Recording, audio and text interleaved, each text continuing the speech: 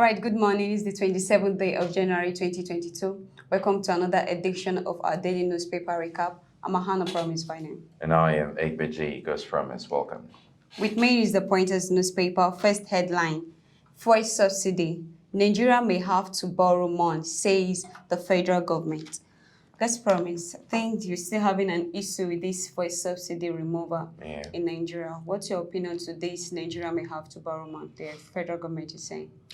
Well, the federal government, represented by the Special Advisor on Media and Publicity, Femi Adesina, yesterday said that the federal government will have to borrow more as a result of the Nigerian citizens refusing that the government should remove the payments on the fuel subsidy. He said this yesterday, noting that if the fuel subsidy was to be removed, then the money would have been diverted to other sector of the economy and fosters growth. But since the fuel subsidy would not be removed, then obviously Nigerians will have to borrow more and more money just to meet up. We're not certain as to how detrimental this will be to the nation's economy, I mean, in terms of borrowing. Yeah. Though we appreciate the federal government for whatever they are doing as regards to this fuel subsidy. And also we are appealing to them to see a way of fixing this in order to help the economy of Nigeria grow better and not bankrupt. Thank you. Thank you very much. And on the Vanguard newspaper, reps probes unclaimed trillions of naira in commercial banks. What's your take on this? Sincerely, it saddens my heart to know that despite the introduction of bank verification number to curb the menace in the financial sector of our dear country, a lot of issue is still happening. I also want to appreciate the reps for this great move. You know, they've been able to set up a committee to have actually investigate this claimed of funds running into trillions. Then I also want to say that they should try and see a way of putting their best and also put a good use of the bank verification number into proper use, because once this bank verification number is put into proper use, there won't be unclaimed funds raising into trillions. So they should see a way of fixing that. All right. We want to believe that the banking system actually have policies in place that would help assist in the adjustments of these problems financially.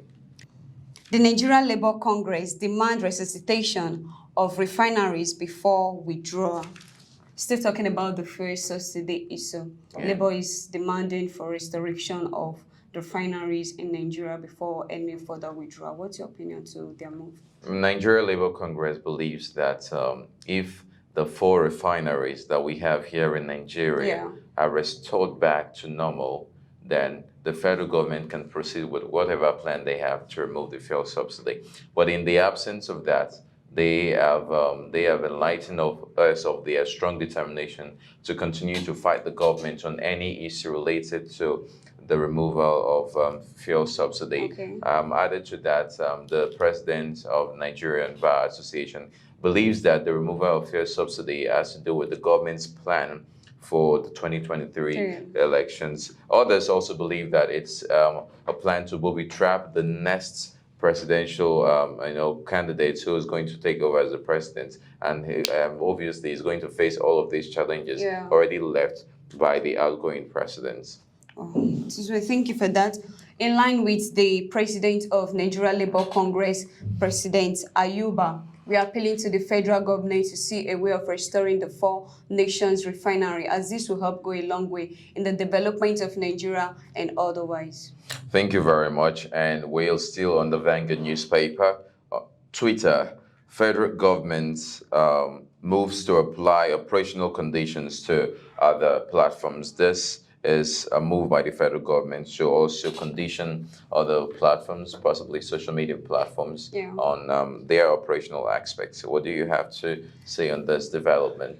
You know, a lot is actually happening on our social platform and social media pages. The federal government is set to amend and make sure things are actually properly done on our social platform, not just Twitter, other social platforms like Facebook and otherwise. I think it's actually a good one because it will help cope a lot of cyber bullying, to help cope a lot of shit that is actually happening on our platforms. And also the terms and condition, we also regulate the number of stuffs that are being done on the social platform. And if they come to the agreement with the management of these platforms like the Twitter, the Facebook, they come with the agreement, I think they will see a way of resolving this issue amicably. Thank you very much. We believe that the federal governments are really interested in the welfare of the citizens in terms of the use of social media, Twitter and other platforms included. Next headline, it says, 7 debtors receive Unsung Heroes Award for Community Development. Wow, this is a good one. You know, the Delta State government appreciating some set of individuals for actually contributing to community development. What's your opinion to this idea? Well, in fostering positive change in our socioeconomic strata, the Delta State government has recognized 7 young Deltans, not just Deltans, young Deltans. Remember that there was an award recognition of 200 most outstanding Deltans just few days ago at Asaba. Now, this is a recognition of young Deltans for their contribution to their communities. The reason for this, the state government, Delta State government believes, is to, induce that sense of responsibility in young Deltans and how they can see how they can be more responsible and also they can be more accountable for their actions. So this is a good one. Well, the 7 young Deltans expressed their gratitude to Delta State government for that recognition. So it's heartwarming to see that the state government is recognizing young ones alike. Thank you so much. We also want to appreciate the Delta State government and the Delta Economic Community Group for this great recognition and encouragement to individuals for actually doing significantly in their local government and in their local community. And also we are encouraging other individuals as there is a call to sit up for your responsibility. Thank you. Thank you very much, Promise. And still on the Vanguard newspaper, UK resumes visa application processing in Nigeria. Wow. A lot of Nigerians actually aspire to travel out to UK, but due to the restrictions before this time, now there's been a resumption. What is the public view on this? Sincerely, it's actually a good one. The visa processing was suspended over Omicron consigned. And despite so many controversies that was coming as regards to the suspension, why would the UK embassy suspend, why this, I think the UK embassy must have a conjured reason for the suspension. And I think it's also beyond fear, like so many persons say that they are scared of Omicron and all of that. It's actually beyond that. They are concerned about humanity, not their revenue. They're actually concerned about the health and the welfare of other persons. And them resuming, it's a good one. I think they've been able to put things in place to make sure that this Omicron stuff is handled. So I appreciate them. Thank you very much. Reacting to this development of the resumption of application for UK visa, many Nigerians express positivity towards the development. Could it be that they are so much into the act of traveling out of the country? And if so, what could be the reason why so many Nigerians express so great interest, lot of interest in traveling out of this country? Is it with regards to the economic situation? We'll leave that for you to analyze. We'll do better at next African Cup of Nations, says Aina. Oh, this is actually an encouraging word from Aina saying he will do better in the next African Cup of Nations. What's your words to individuals at the end of the Well, Aina said that Nigerian Super Eagles will actually do better in the next African Cup of Nations. He expressed this due to the way he saw how Nigerians, our Super Eagles, won all 3 group stages. Yeah. He believes that he said they've never played like that in the last 5 years. Yeah. And what he observed gave him that confidence that, okay, this is a stepping stone to doing better in the next African Cup of Nations. And a lot of Nigerians too, we agree to that, considering how the Super Eagles managed to play. Regardless of their defeats, we believe they did very well, and there is always room for improvements, and they will definitely do better in the next AFCON. Thank you. We also know that despite the fact that the Super Eagles were knocked out, they still believe in themselves that they will do much more better and also fixing their mistakes and also preparing for the next African Cup of Nations. So it's a good one. Thank you very much, Promise, for that. And we're going straight up to the Vanguard newspaper. PDP inside corner as Wike Odom Ayim insist on Southern presidential candidate. We see Wike and others insisting that a presidential candidate must come from the South. How possible is this, and what's your take? Like, politics is a game.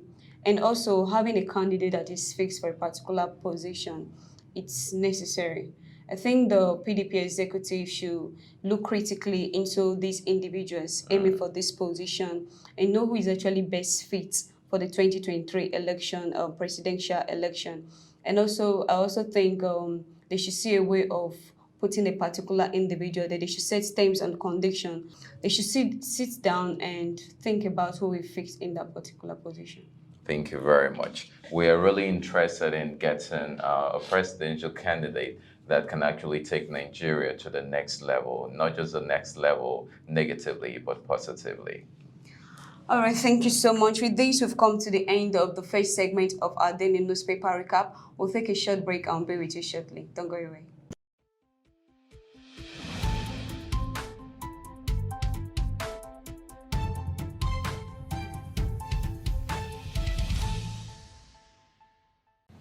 Hey there, have you heard of Schoology Limited? Well, I'm here to tell you about it. Schoology Limited is a real estate company and an educational-based media company that is here to serve you better in terms of property management and property supervision. We also sell lands at very affordable prices. We are also into media. I believe you want to know more about Schoology Limited. I want you to kindly visit www.schoologylimited.com. All right, viewers, welcome back from that very short break. We're still on our daily newspaper recap, and we're going to the back page of our newspaper. And on the Vanguard newspaper, Nigeria to participate in second Winter Olympic Games. Promise, this is quite a development and a consolation prize for the AFCON. So what do you have to say on this one?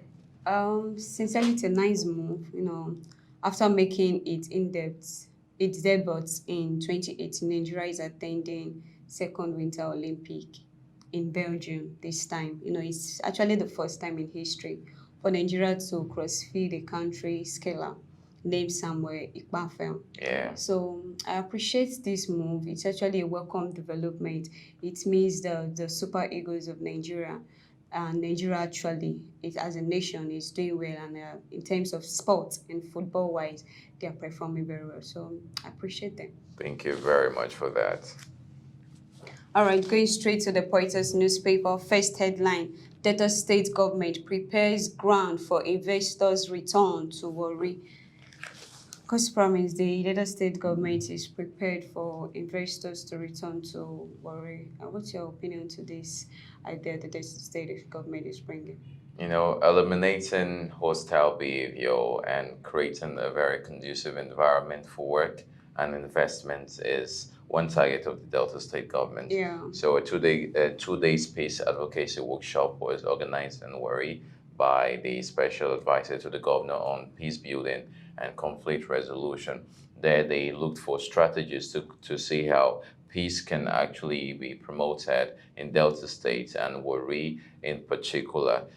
Peace is not actually the total absence of conflict, but peace is the ability to manage conflict so that it will not escalate beyond handling. So it's a good move from them. When a place that is peaceful and secure, that is only when investors can come in and say, I want to put my money here. So it's a good move from the Delta States government. Thank you so much. We want to use this medium to appreciate the Delta State government for this great move, having the mind of the people and also thinking about the people. It's also a nice one. Try to eliminate a lot of conflicts in our nation and in our dead state. So it's a nice one. We appreciate the Delta State government for this great workshop.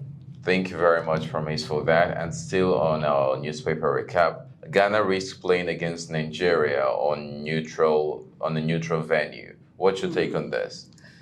Due to the close down of the Cape Coast Stadium and Ghanaians having a choice to choose an alternative stadium, a new one entirely, it's something that it's actually going to be a risk and difficult for the Ghanaians.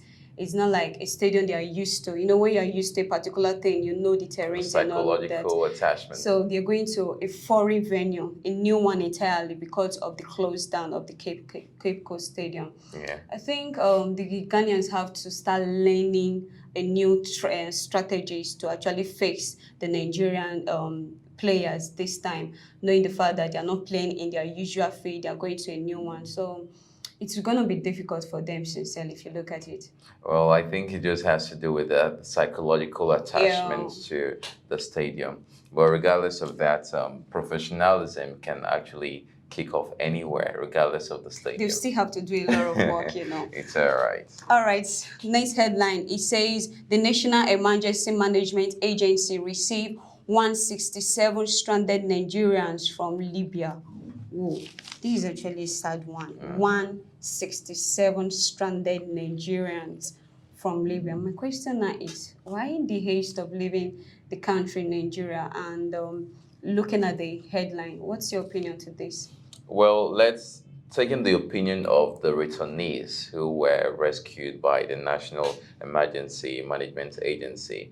They said that the country is not favorable. They said the economy is really bad, and that's why a lot of Nigerians travel to Libya with the intentions of going into different European countries. But sadly, along the line, the journey was not what they expected. And as a result of that, their plans are thwarted. All their premeditations have to take a U-turn, and now the government's rescuing them. Well, it's really sad to see how so many Nigerians are actually wanting to leave the country. Yesterday, the federal government addressed this issue and noted that there is no greener pastures outside Nigeria. Yeah. And they said they should look for ways in which they can develop their country, develop themselves, entrepreneurship, and see how they can be useful to themselves rather than going through all of this risk of traveling. And the uncertainties along the line cannot actually be atoned for. Tizwe, thank you so much for that. I also want to appeal to Nigerians out there and also give you a word of encouragement, just like what God promised to say. There is no greener pasture than the Nigeria you are in. So see a way of developing your country, see a way of improving yourself in your their country. And of course, you get a bed of roses. All right, with this, we've come to the end of today's segment of our daily newspaper recap. As usual, we'll leave you with words on Mambo. It says, peace cannot be kept by force. It can only be achieved by understanding. That is coming from Ebert Esten. All right, I remember my humble self, Ahana Promise, and with me is Egbeje God's Promise. Thank you for watching. Don't forget to follow us across our social media pages, and don't forget to like and subscribe to our YouTube channel, SPB TV Africa. Thank you. Thank you very much.